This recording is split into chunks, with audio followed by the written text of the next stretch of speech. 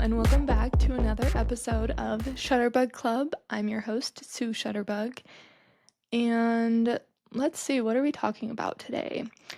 Well, first of all, life updates. I don't have too many because honestly, I've been sick on and off since like January 1st, and so it hasn't been the greatest start to my new year. But I'm actually really excited for today's episode. I just finished reading a book called Give and Take by Adam Grant. And so in today's episode, I'm going to be talking about this book and relating some of his ideas to the photography industry. First of all, this is such a good book, and I would recommend it.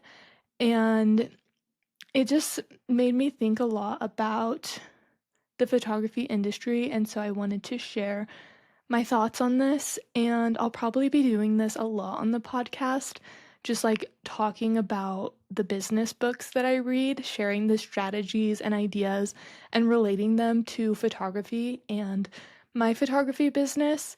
So, yeah, this is like my own book club. Welcome to the book club. And honestly, I felt like I was back in high school when I was getting ready for today's episode because I kid you not, I wrote a whole essay about this book and the relation to photography. There's just so many great topics and ideas that I had thoughts on.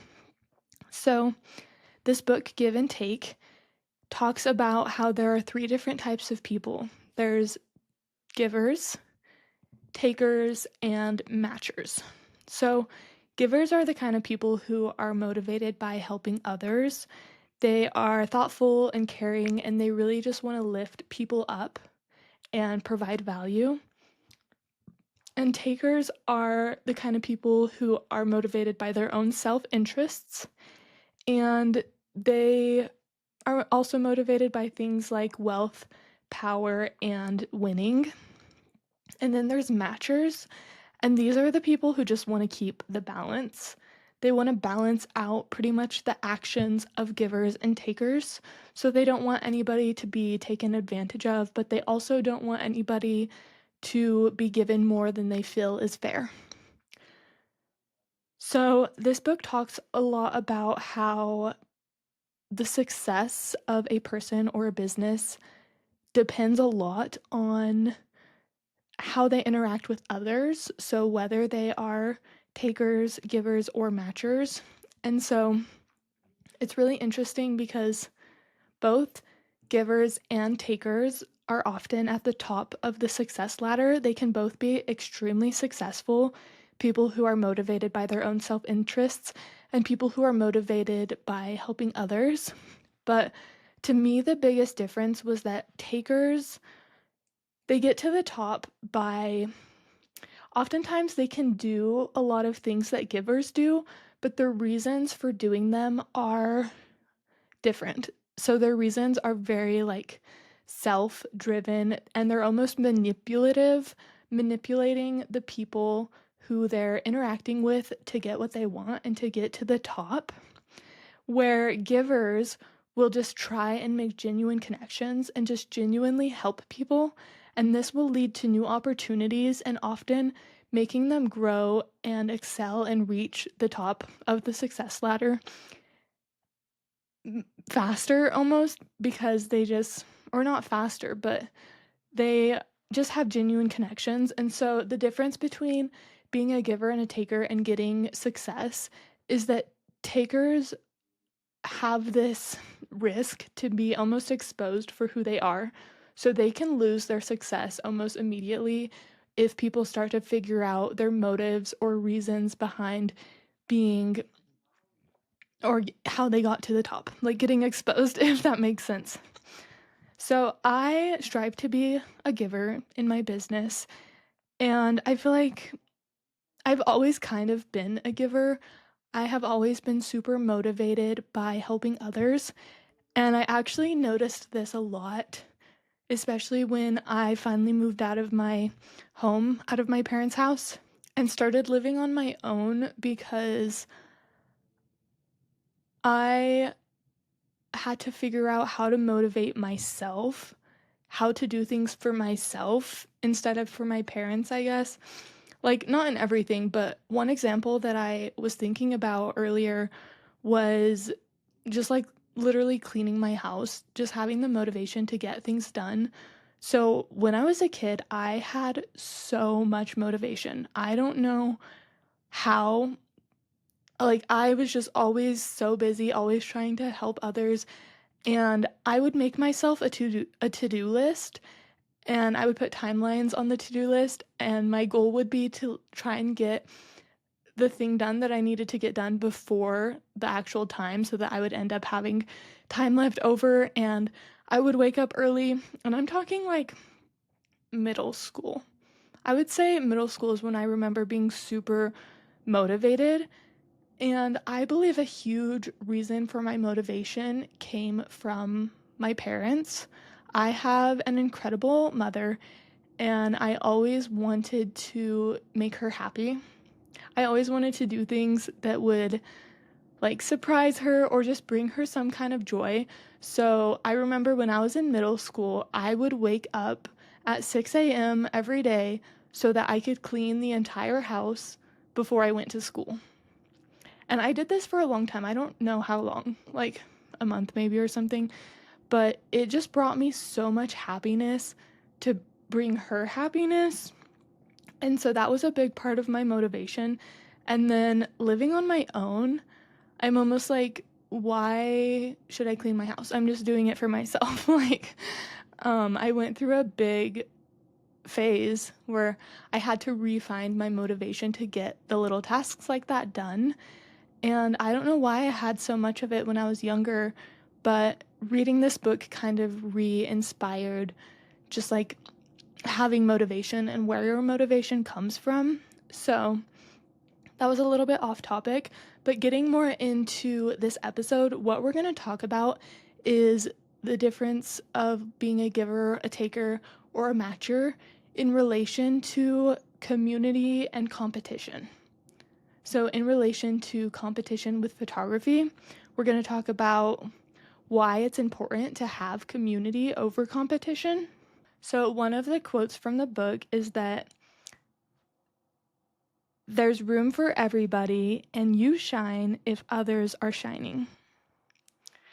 So, we're going to talk about gatekeeping culture. And if you're a taker or a matcher, the type of people who the type of people whose motivation comes from serving their self or just from keeping things equal and fair, then a lot of these photographers in the industry who are like this would gatekeep information instead of sharing what they've learned to help others. So one common example that I thought of was locations. Finding a location to do a photo shoot at. This is a pretty controversial topic in the photography industry, I feel like. And I myself remember how difficult and challenging it was, how much I struggled when I was a beginner photographer and I had no idea where to take photos. Like, I seen all these beautiful locations on Instagram and I just felt like there was nothing in my small town. I felt like I had nowhere to take pictures. And I would see even some more local photographers sharing these gorgeous pictures because we have beautiful mountains around Colorado where I live, but I had no idea how to find any of these locations. And location scouting honestly takes so much time and gas. I actually don't like location scouting because I feel like I just drive for so long and you never know if you're going to be driving and then just turn around or drive and actually find something. So I hated location scouting and I really wished that somebody would just tell me where to go so that it would make it so much easier for me. So, thinking about the motivations of takers, people who are serving themselves, and matchers, people who want things to be fair, they would probably not share their locations. Well, one reason is because it does take a lot of time, and they themselves put in this time to find their own locations, to find their own special locations that probably not a lot of people in the area know about. And so they don't feel like it's fair to just give these locations away because I'm sure nobody gave them locations because competition used to be way worse, I'm sure, before I even got into the industry. And so they already have this mindset to not share their locations, but there's also this fear that if they do share their locations, then that location will become really popular and a lot of photographers will start going there, and then maybe even everyone's work will start to look the same. It's almost like they won't have an edge anymore over the competition because their locations will become so populated that everyone's work will just look the same. And while gatekeeping, these locations might temporarily keep their edge, what it really does is it isolates these photographers from the community. Community is so important, and it's a big part of what helps givers become so successful is creating this community and this network. Community helps creativity thrive. So these takers are losing out on all of the collective resources and knowledge that they could have in this community. Here are some of the benefits of sharing your locations or your knowledge, your tips. So, a giver, somebody who just genuinely wants to help others, to lift others up and provide value, would happily share their location with another photographer. So, here are some of the benefits of being a giver and sharing your knowledge. First of all, think about sharing your location with a different perspective. So, if a bunch of photographers do start to go to your location and start taking pictures there, you will probably, instead of feeling like everyone's work looks the same, you'll probably find a new inspiration because one location can be photographed in so many different ways. I know this as I know this because I've gone to multiple content days where there's like 10 to 20 photographers photographing the exact same setup, the exact same models, props, everything, but everyone ends up getting such different images and their unique perspective on it because of their editing and their angles. And so if other photographers do start to go to your locations, then you'll probably see their photos and find a new inspiration. This might even make you want to go back to that location and figure out what they seen, what lighting they shot in. And so it can push you to just see your environment in a new perspective and just get new creative ideas because community helps you find these new creative ideas and helps you think of things that you didn't think of yourself. So, along with having a new perspective of your location, say this location does start to become a little overpopulated with photographers and you don't really want to shoot there anymore, this can still benefit you because it will push you to find new locations and to grow your creativity that way. Because if you're someone who just shoots in the same like three locations, you take all your clients to these three locations that you love and you go to all the time, and you probably do like very similar poses at every session, you're not growing very much if you're just shooting at the same locations all the time. So, by forcing yourself to go and find new locations, that is pushing your creativity and helping you to grow even further. So, on top of finding a fresh perspective and growing your creativity, sharing your locations will also build trust with others who will likely help you later on. So this will help you build a stronger community, and when you help others succeed, they want to also see you succeed. So they'll probably return the favor by sharing with you some kind of tip or resource or even just recommending you to a client. Because you never know, that photographer who you shared that location with could end up becoming super successful, having a bunch of clients, and then they get too busy and they can't take all their clients, and so they're going to start recommending them to other photographers. You'll probably be the first person they think of, and they're not going to recommend somebody who they don't like, somebody who they reached out to in the past and they said to them, no, I'm not going to share with you my locations. You have to do it on your own. You have to find it on your own. If you listen to my first episode, you know where this is coming from. But anyways, I get a lot of work from recommendations from other photographers. There's some photographers I forgot about who I met like a long time ago, and we just connected and did something together. And then I'll have somebody reach out to me and they're like, "Oh yeah, this person recommended you to me." And I'm like, "What? That was so long ago." So you never know what connections you're going to make when you're willing to just provide value and help others. Okay, I also want to talk about having an abundance mindset. So, when it comes to competition and other photographers, we often have a scarcity mindset, like there's not enough room, or not enough resources, or not enough locations. But I want you to shift that into thinking about abundance, that there is enough for everyone. Because we often start to compare ourselves and our work with other photographers that we see all the time. And we feel like somehow if they succeed, then we're not going to succeed because of this scarcity mindset, or even that somehow that means less of you. But the opposite is true. When somebody else succeeds, it literally just proves that there is a demand in the market for that kind of work. So use their success not as competition, but as inspiration. And let that inspiration drive you. Let it be the fire under your butt to make you work harder and try new techniques. When you have a community like this, it makes everyone work harder. Seeing all of the success and inspiration makes everyone feel inspired and want to work harder, and that lifts up the community as a whole.